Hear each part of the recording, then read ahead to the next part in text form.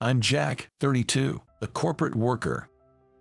I work in the sales department of a major trading company. Not to brag, but I've always been the top performer in sales. I believe my competitive nature has played a big part in that. It was after I started my job that I realized my talent. This month, I'm leading the pack in sales again.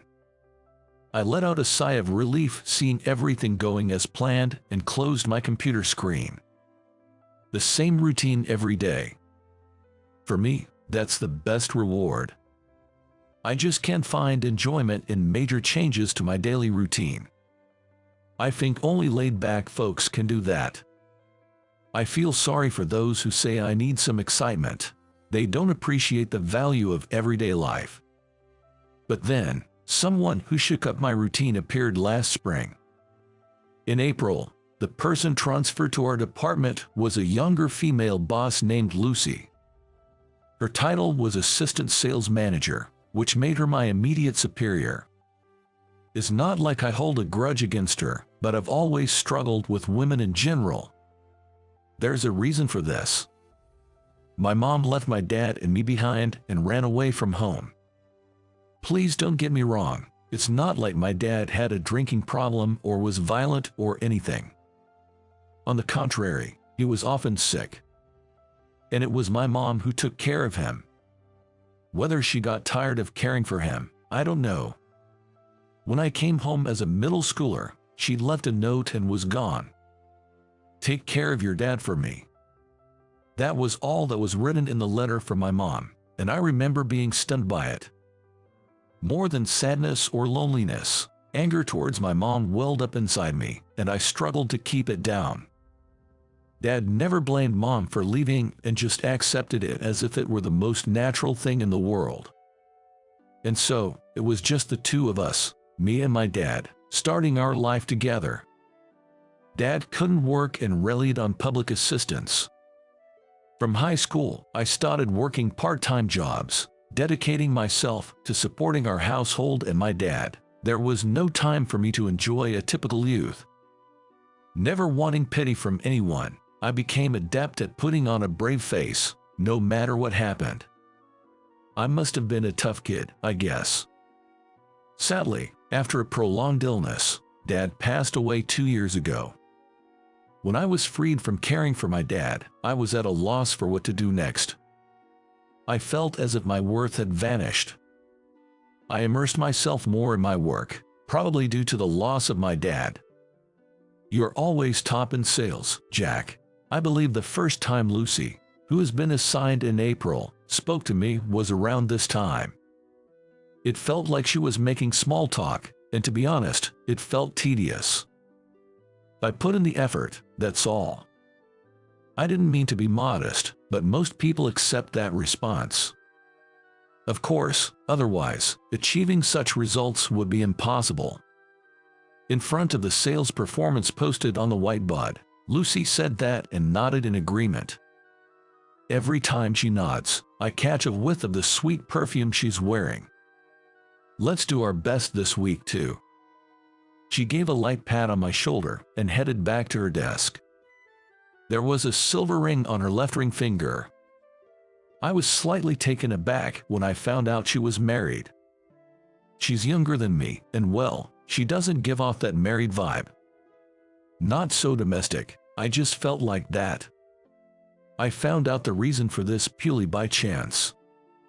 Every office has its share of gossip mongers.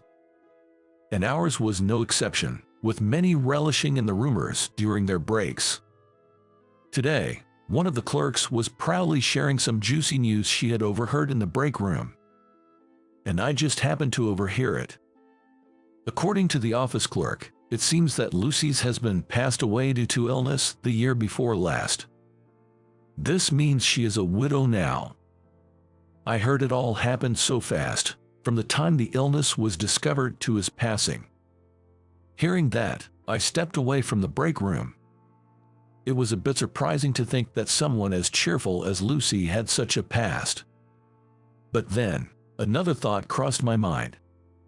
Why didn't she leave her husband, I wondered.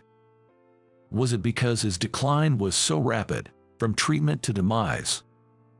I believe that if her husband had struggled for a long time and had not died, Lucy would have left him. I know it's a biased thought, but this is something I know from my experience, and I believe it's the truth. What's wrong? Your coffee is going to get cold. Lost in these thoughts, I completely forgot to sip my coffee. By the time Lucy, who was next to me, pointed it out, I hurriedly took a sip, but it was already lukewarm. I'm sorry, I was spacing out a bit. Apologizing for being lost in thought during work, Lucy looked at me puzzled. Then the next moment, she smiled brightly. Don't be silly. Everyone needs a break. No need to apologize. Her smile seemed dazzling to me. It was a wonder how she could smile like a sunflower blooming in summer. I awkwardly smiled back, but it probably looked like a ventriloquist dummy smiling. Don't force a smile. Save those smiles for the customers. After she jokingly said that, I covered my mouth with one hand. Feeling as if everything was being seen through, I felt restless and uncomfortable. I'm sorry, I'm not good at smiling. Unintentionally, my true feelings slipped out. I had never said such a thing to anyone before. I was surprised at myself for revealing my true feelings to Lucy. Oh, is that so? For me, I find it hard to cry.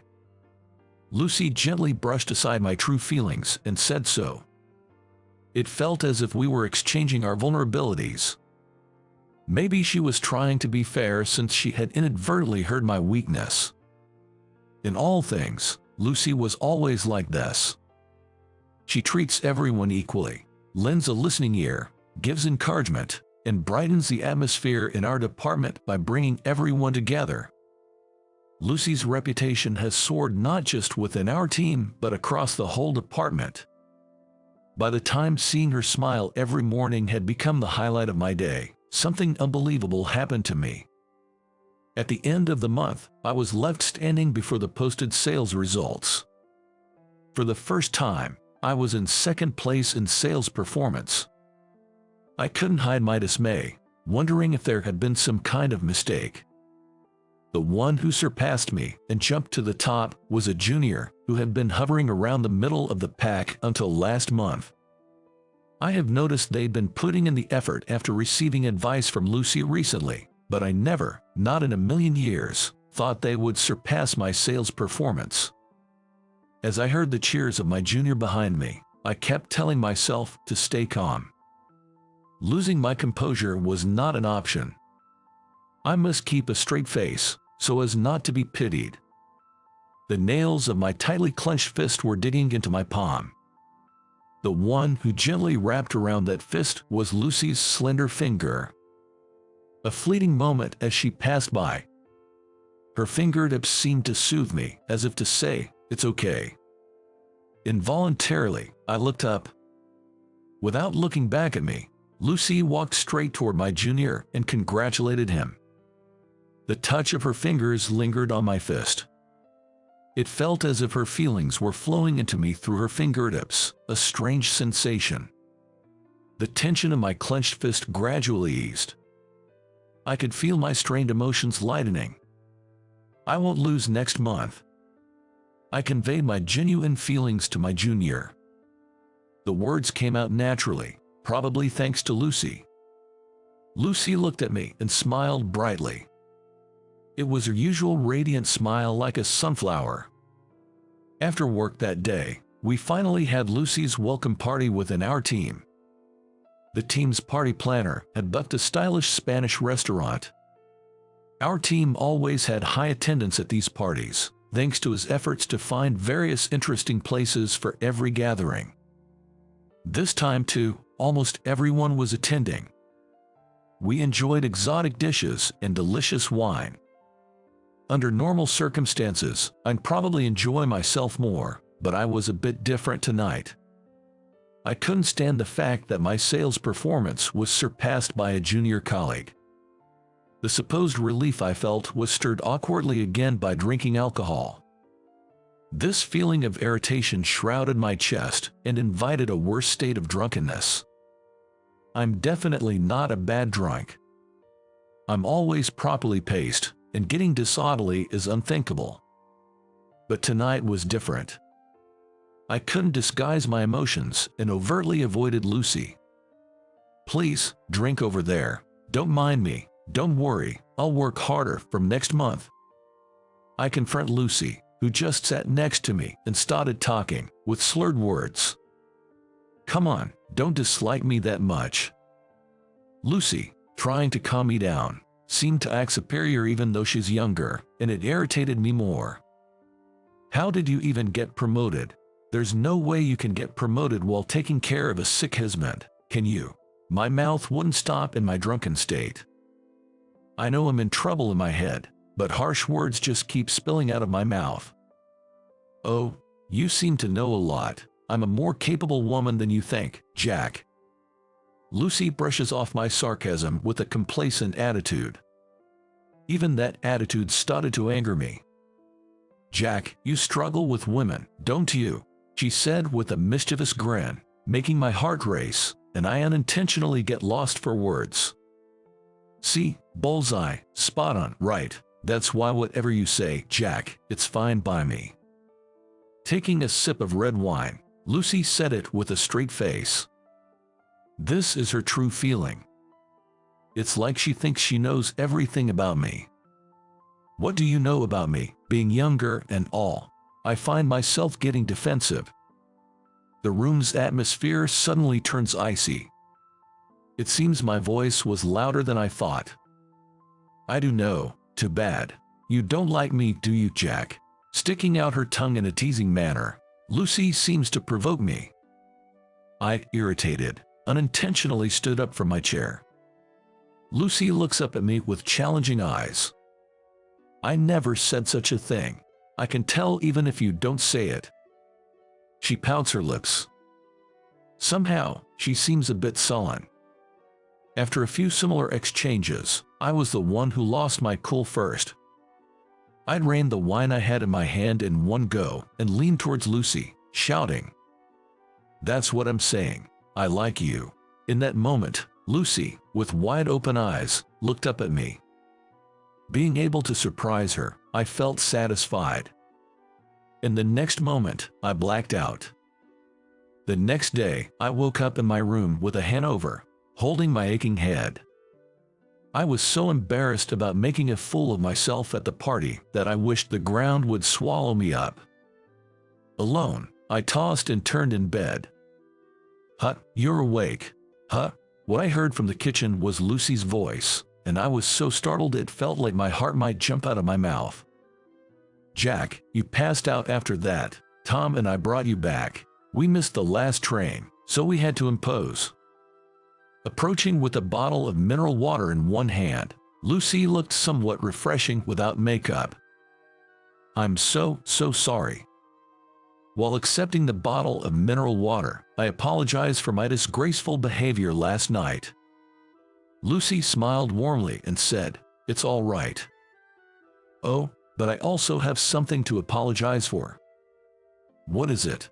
Lucy, looking a bit guilty, clasps her hands together toward me. What on earth could she have done to me? If it's about what happened at the party, I really don't remember anything.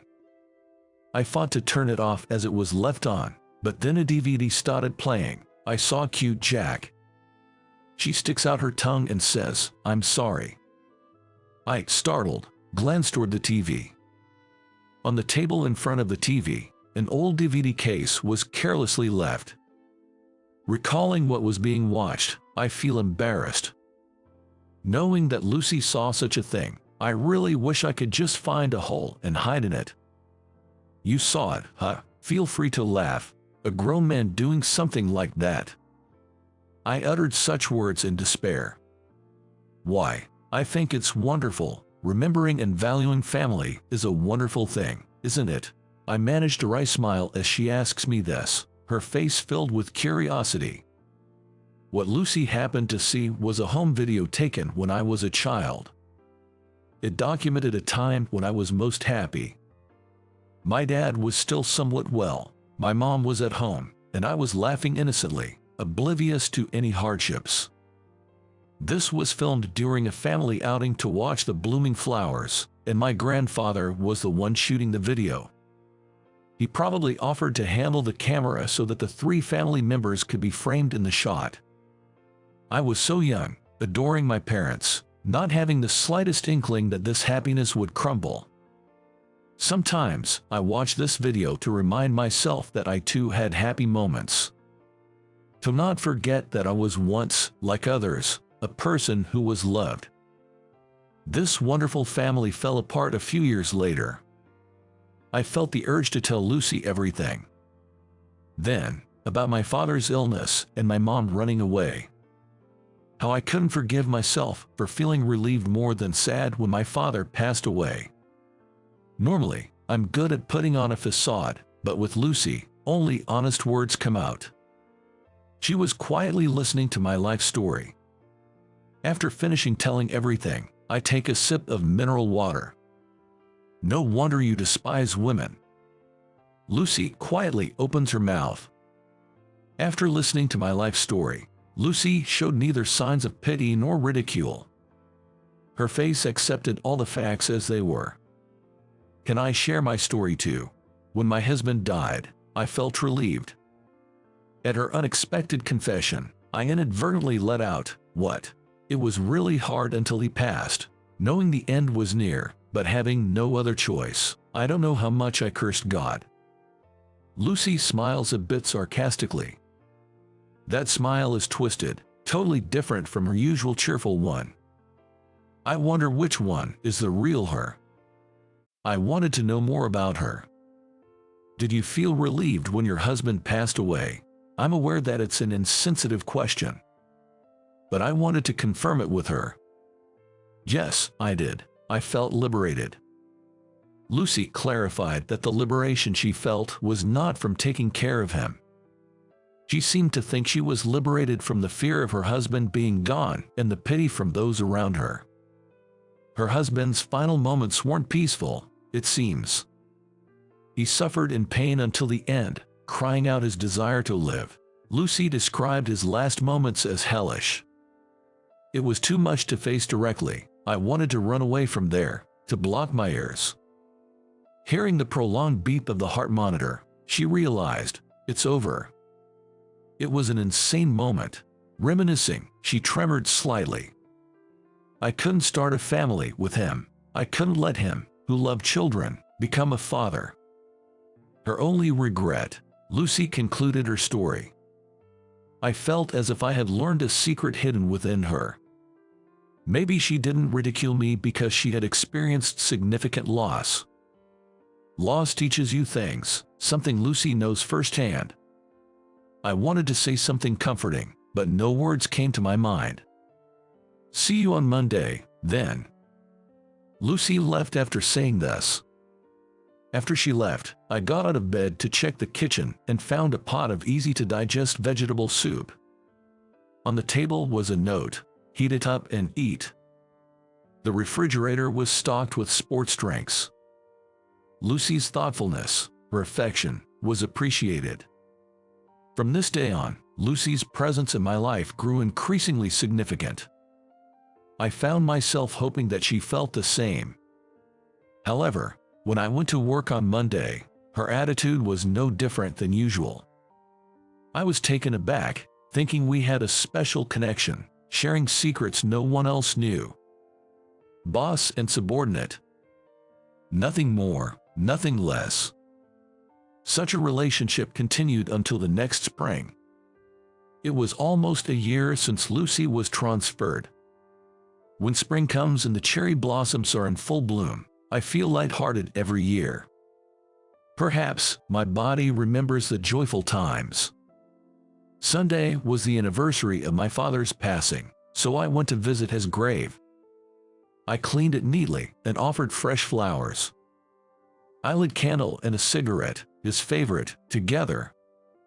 I remember my father sneaking cigarettes, despite doctors' warnings. He would laugh while smoking in his sick bed, saying, "This is the one thing I can't give up." Thinking back, he might have been a strange father. I wonder what kind of life he would have led if he hadn't been sick. I watched the smoke from the candle and cigarette rise into the air, imagining his life.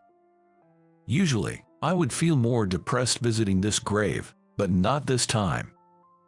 The lake inside my heart was still. I felt very flat, quiet, and calm. I think it was the first time I prayed with such feelings. I realized something is changing within me. My obsession with being the top in sales has relaxed, fluctuating between first and third place. I'm no longer disturbed by it. I'm even surprised at myself for being able to sincerely rejoice at my junior's growth and colleagues' efforts. She has undoubtedly changed me. Lucy's presence has changed me. I haven't told her, but I'm truly grateful to her from the bottom of my heart. Later, that confession video shown to me by a colleague at a drinking party is now a funny story. Huh, Jack? No way. Don't you think this is too much of a coincidence? Suddenly, a voice called out, and when I turned around, there was Lucy. She is holding flowers for the offering. Huck, Lucy, is your family's grave here too? Lucy shared that it's her husband's monthly Memorial Day. Somehow, I find myself helping out with the cleaning. Lucy carefully polishes the tombstone, offers candle and a lit cigarette, just like I do. My dad was the same. Cigarettes. As I mentioned this, Lucy smiles and says, "Really? Such selfish people, really?" Despite being sick, as she lights up her second cigarette. They can smoke all they want in the afterlife. Laughing freely, Lucy looks up at the smoke rising to the sky and murmurs something to that effect. Her profile looks so bright and cheerful. Perhaps Lucy has also managed to sort out her feelings. Jack, ready to head back, fancy a walk together. Returning the ladle and bucket to the fountain in the precincts, Lucy invites me for a walk. It's a beautiful day, a walk sounds nice. Hearing my response, Lucy guided me to a park near a temple, known for its beautiful cherry blossoms. The fully bloomed cherry blossoms were visible even from afar. There were many people enjoying the cherry blossoms, and with stalls set up, it had a festive atmosphere. I narrowed my eyes at the familiar place, feeling a sense of nostalgia. "You remembered?" I mumbled inadvertently. I would never forget. I decided that day that we would come here together when the flowers bloomed. Lucy says while looking at the cherry blossoms. While slowly walking among the blossoms, I steal glances at her profile. Seemingly noticing my gaze, our eyes suddenly met, causing me to involuntarily stop in my tracks. I can't stand it anymore. I hate waiting. Suddenly, she puffed out her cheeks and stamped her foot. Faced with her childlike behavior, I found myself feeling flustered. What upset her? I'm sorry. I apologize just in case, and the words of apology just spill out. Seeing me like this, Lucy puffs her cheeks again. Really, you are hopeless. Can I accept that confession? You did say you liked me at the bar, right? At the sudden confession, I inadvertently nod in agreement. I don't want to be your lover. I want to be your family, Jack. I want you to be a part of my family. Lucy says with a serious expression. I think, ideally, I, as the man, should have said it first. I feel really bad for not having the courage. I bet Lucy had decided to confess to me in this park during the cherry blossom season. Are you sure about me? I'm not a good guy. I want you. You cherish your wonderful family. That's why I want you, Jack. She hugged me tightly like a child. Her body was soft and slim, and I could smell her usual perfume. I'm sorry. Let me say it too. Please be my family, Lucy. At my words, Lucy tightened her arms around me. This must be her way of responding. We both carry a great sense of loss. Knowing this, I think we can cherish each other. I'll cherish you for a lifetime. I said it with all my feelings. I'm sure there's no one else in the world to whom I would dedicate these words besides her. How did you find today's story? Hitting the subscribe and like button will motivate me to create more. I'm also looking forward to reading your comments. See you in the next video.